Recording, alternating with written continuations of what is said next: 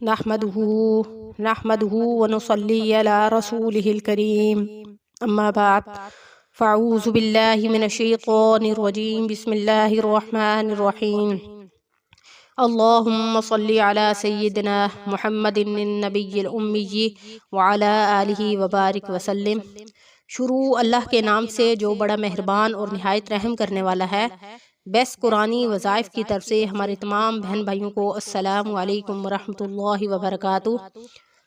تو آج جو ویڈیو میں آپ کی خدمت میں لے کر حاضر ہوئی ہوں، آج جو عمل میں آپ کو بتانے لگی ہوں وہ عمل نافرمان اولاد کے حوالے سے ہے کہ نافرمان اولاد کے لیے قرآن مجید میں بھی سخت وعید نازل ہوئی ہے۔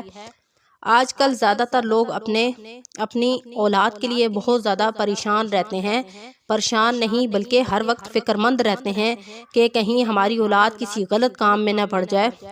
جتنی آسائشیں عام ہو گئی ہیں اتنے ہی فتنے بھی بڑھ گئے ہیں۔ لڑکا ہو یا لڑکی ہو، والدین دونوں کے لیے پریشان رہتے ہیں کہ کہیں ہمارے بچے غلط صحبت میں نہ پڑ جائیں۔ اگر لڑکا ہے تو اس پر بھی نظر رکھنی پڑتی ہے کہ کہیں اس کا اٹھنا بیٹھنا کیسے لوگوں کے ساتھ ہے۔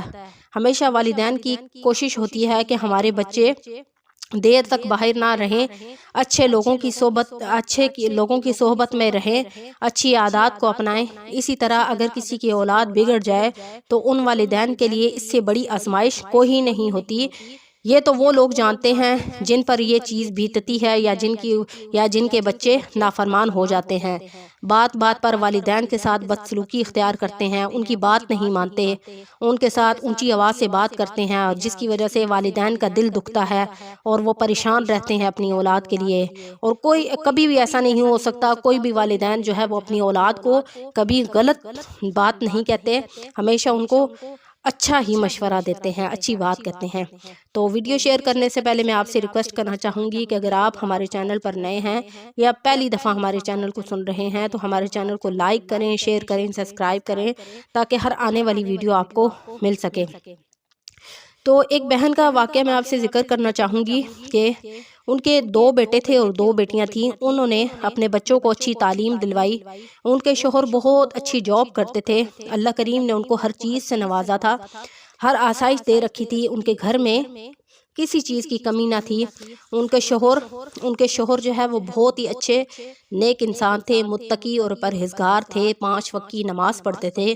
غریب اللہ تعالیٰ نے ان کو اتنا پیسہ دے رکھا تھا، اتنا ان کو اتنی مالا مال کر رکھا تھا کہ وہ غریبوں کے ساتھ اچھا برتاؤ کرتے تھے، غریبوں کی مدد کرتے تھے، اور مدد بھی ایسے کرتے تھے کہ کسی دوسرے کو نہیں پتہ چلتا تھا کہ وہ ان کے گھر کا خرچ بھی اٹھاتے ہیں۔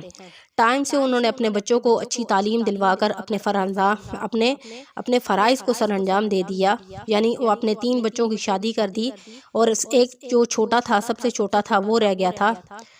تو اس چھوٹے نے کہا کہ میں اپنے ماں باپ سے کہ میں فلاں لڑکی کو پسند کرتا ہوں اور اسی لڑکی سے ہی میں شادی کروں گا۔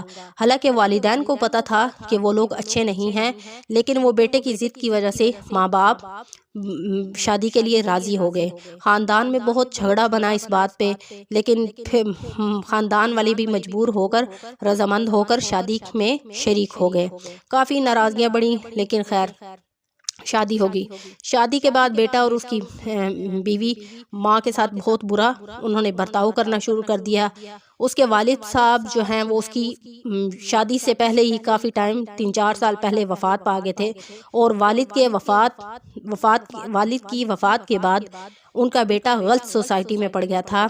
والد کا سارا پیسہ اس نے عیاشی میں اڑا دیا تھا، اتنا قرض اٹھایا کہ ماں مجبور ہو گئی، اور وہ اتنی مجبور ہو گئی کہ ان کو اپنا ذاتی گھر بیچنا پڑ گیا۔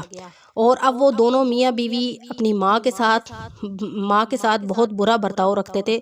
وہ بیچاری بہت زیادہ پریشان رہتی تھی۔ انہوں نے یہ سارا معاملہ مجھے بتایا کہ میری بہو کا میرے ساتھ اس طرح رویہ اچھا نہیں ہے، وہ میرے ساتھ اچھا برتاؤ نہیں کرتی، اور میرا بیٹا بھی اس کی مان کے چلتا ہے، اور میرے ساتھ اس کا بھی جو ہے رویہ ٹھیک نہیں ہوتا۔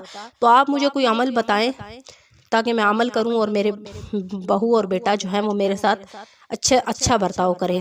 تو انہوں نے عمل شروع کیا، تو اللہ کے فضل سے اس عمل کے کرنے سے ان کو کافی فرق پڑ گیا۔ اچھا، اس نے ماں کے ساتھ لڑنا جھگڑنا بند کر دیا۔ آج کل والدین اولاد کے لیے اولاد کی خواہش کے آگے مجبور ہو جاتے ہیں اور جو اولاد کہتی ہے وہی کرتے ہیں، لیکن انہیں یہ پتہ نہیں ہوتا کہ کل ان کے ساتھ کیا ہوگا۔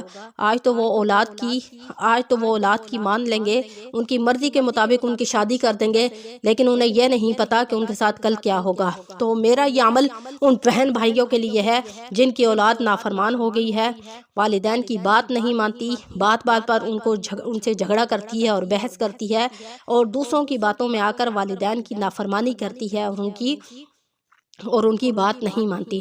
تو آپ کو بھی معلوم ہوگا کہ قرآن مجید میں والدین کے ساتھ نافرمانی کرنے کی سخت وعید نازل ہوئی ہے، جیسے کہ قرآن مجید میں آیات مبارکہ ہے وَلَا تَقُلْ لَهُمَا أُفٍّ وَلَا تَنْهَرْهُمَا وَقُلْ لَهُمَا قَوْلًا كَرِيمًا۔ وَلَا تَقُلْ لَهُمَا، اور نہ تم کہو ان دونوں کو اف وَلَا تَنْهَرْهُمَا، اور نہ تم جھڑکو ان دونوں کو وَقُلْ لَهُمَا قَوْلًا كَرِيمًا، اور تم کہو ان کو اچھی بات۔ یعنی جب تم اپنے والدین کو بڑھاپے میں پالو تو کبھی بھی ان کو اف نہ کہو اور نہ ان کو جھڑکو، بلکہ ان کو نرمی کے ساتھ اچھی بات کہو۔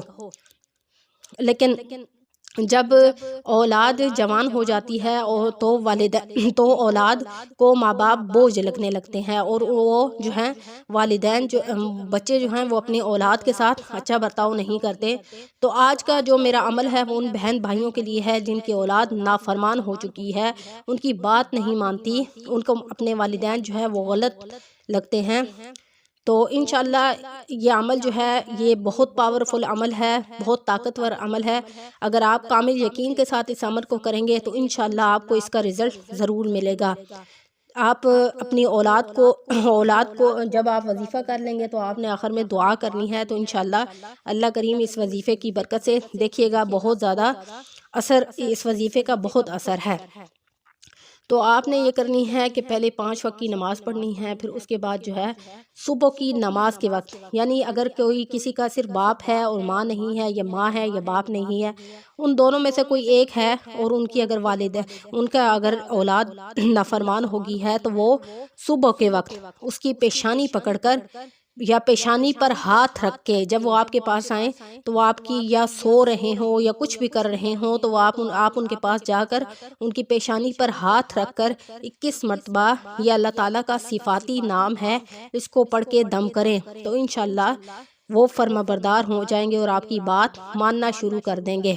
تو اگر آپ کی جو اولاد ہے، یعنی بیٹا ہے یا بیٹی ہے، وہ آپ کے پاس نہیں ہے تو آپ ایسا کر سکتے ہیں کہ یہ عمل کریں، یعنی فجر کی نماز کے بعد 21 مرتبہ اللہ تعالیٰ کا یہ صفاتی نام پڑھیں اور اس کے بعد جو ہے اس کو تصور میں لے کر پھونک مار دیں، تو انشاءاللہ اس عمل کی برکت سے وہ جو ہے فرما بردار ہو جائے گا۔ تو وہ عمل کیا ہے؟ الشہیدو یہ اللہ تعالیٰ کا صفاتی نام ہے، اس کا مطلب ہے ہر جگہ حاضر و ناظر۔